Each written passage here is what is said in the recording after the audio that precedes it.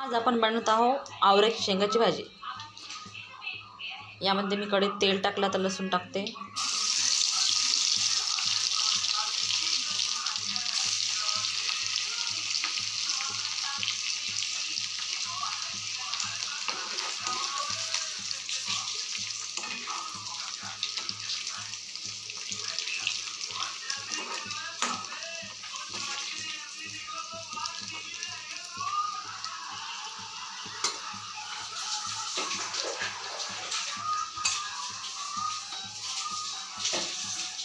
लसूण भाजला, आता यामध्ये हळद, लाल तिखट, मीठ घालते।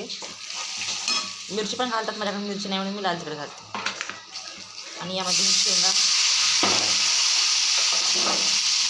शेंगदाण्याचा कूट भाजला, छान मिक्स करून झाकून ठेवायचं। थोडंसं पाणी न घालता शिजू द्यायचं। पाणी